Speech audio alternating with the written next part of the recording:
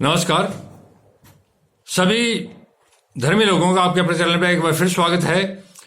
अब मैं आपके सामने कुरान में ईसा की कत्ल के बारे में क्या कहा गया है, क्या उनका वाकई कत्ल हुआ था या कुछ और बात थी, उस पर विस्तारपूर्वक चर्चा करूंगा।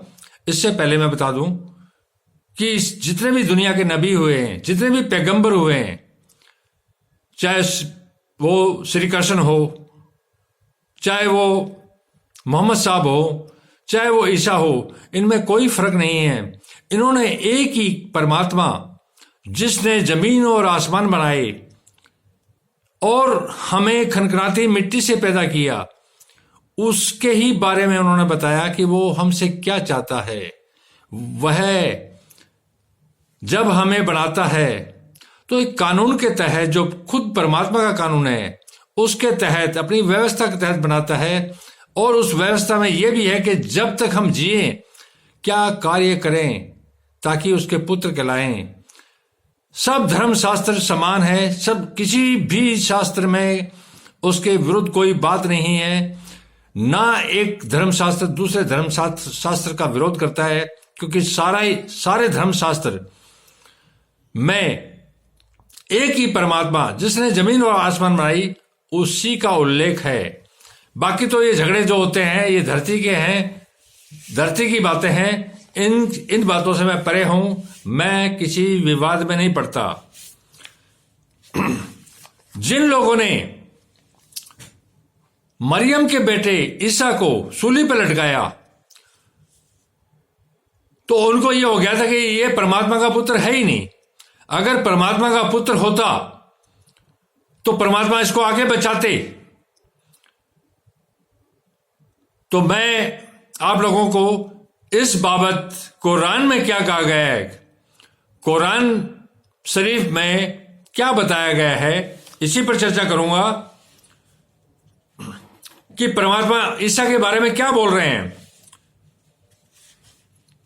कि हमने मरियम के बेटे ईसा मसीह को, अर्थात परमात्मा अपने नबी को, मोहम्मद साहब को कह रहे हैं कि हमने मरियम के बेटे ईसा मसीह को, जो खुदा के पैगंबर कहलाते थे, कत्ल कर दिया।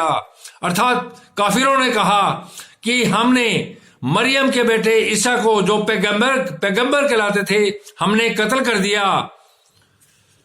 तो खुदा ने क्या किया? खुदा ने उनको मलऊन कर दिया, सत्यानाश कर दिया उनका। और उन्होंने ईसा को कत्ल नहीं किया, और न उन्हें सूली पर चढ़ाया, न उन्होंने ईसा का कत्ल किया, न उसको सूली पर चढ़ाया, बल्कि उनको उनकी सी सूरत मालूम हुई। बल्कि उन काफिरों को ईसा की सूरत ही उसमें मिली जिसको उन्होंने सूली पर लटकाया। वह वाकई ईसा नहीं थे, बल्कि उनको उनकी सी सूरत मालूम हुई। और जो लोग उनके बारे में इत्तलाफ करते हैं, वे उनके हाल से शक में पड़े हुए हैं। आज भी लोगों को शक है इस बात का, और बदगुमानी की पैरवी के सिवा उनको इसका कुछ भी इल्म नहीं, अर्थात ज्ञान नहीं। और उन्होंने ईसा को यकीनन कत्ल नहीं किया। अर्थात यहां परमात्मा अपने नबी मोहम्मद साहब के ऊपर आयत नाजिल करके इस बात का दावा कर रहे हैं कि उन काफिरों ने ईसा को यकीनन कत्ल नहीं किया उन्होंने, बल्कि खुदा ने उनको अपनी तरफ उठा लिया। बल्कि खुदा ने स्वयं 33 साल की उम्र में अपने पुत्र को अपने पास उठा लिया, क्योंकि पिता अपने पुत्र से दूर नहीं रह सकता। और खुदा गालिब और हिकमत वाला है, अर्थात खुदा गालिब और हिकमत वाला है। और कोई अहले किताब नहीं होगा, और कोई अहले जो पवित्र किताब नहीं होगा, मगर उनकी मौत से पहले उन पर ईमान ले आएगा। देखिए, मगर उनकी मौत से पहले उन पर ईमान ले आएगा और वह क़यामत के दिन उन पर गवाह होंगे। जो व्यक्ति इस नबी के किताब पर अर्थात बाइबल पर ईमान ले आएगा, उस दिन क़यामत के दिन उन पर वही गवाह होंगे अर्थात ईसा गवाह होंगे। तो हमने,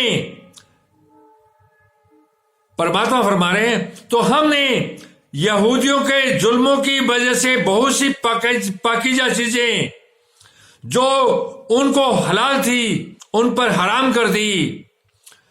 जब यहूदियों ने ईसा पर अत्याचार किया, तब परमात्मा ने जो चीजें यहूदियों के लिए हलाल थी, जो पवित्र थी, उसको भी अपवित्र अर्थात हराम कर दिया। और इस वजह से भी कि वे अक्सर खुदा के रास्ते से लोगों को रोकते थे, और एक वजह यह भी थी कि वे एक खुदा जो कि एक ही है उसके रास्ते से रोकते थे। और इस वजह से भी मना किए जाने के बावजूद सूद लेते थे, और इस वजह से भी कि लोगों का माल नाहक खाते थे।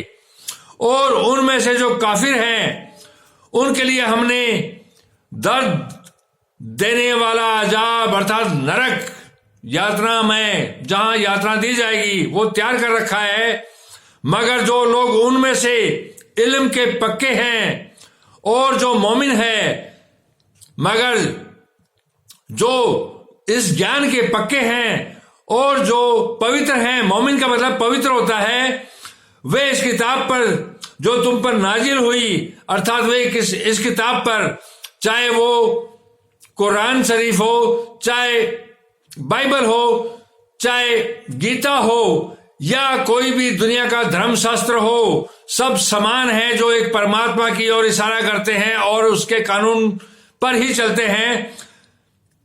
वे इस किताब पर जो तुम पर नाजिल हुई और जो किताबें तुमसे पहले नाजिल हुई, देखिए कुरान शरीफ भी कह रही है कि जो इस कुरान शरीफ से भी जो पहले किताबें नाजिल हुई, अर्थात बाइबल भी इससे पहले हुई थी, गीता भी इससे पहले हुई थी, वेद भी इससे पहले हुए थे, सब पर एक समान ईमान रखते हैं और नमाज अर्थात पूजा पाठ जैसे भी एक जो परमात्मा किया जाता है वो करते हैं, और ज़कात देते हैं अर्थात दान दक्षिणा देते हैं, और खुदा और आखिरात के दिन को मानते हैं अर्थात एक परमात्मा जो एक ही है उसको, और आखिरात की हमारा मरने के बाद क्या होगा, हमारे गुनाहों का बदला गुनाहों से ही लिया जाएगा। इस आखिरात को जो मानते हैं, कर्म दंड को मानते हैं, उनको हम बहुत जल्द बड़ा बदला देंगे। अर्थात परमात्मा कहते हैं उनको हम बहुत जल्द बड़ा बदला देंगे। यह परमात्मा का वादा है और परमात्मा अपने वादे के बहुत पक्के हैं। धन्यवाद, शुभ रात्रि, कल फिर मिलेंगे।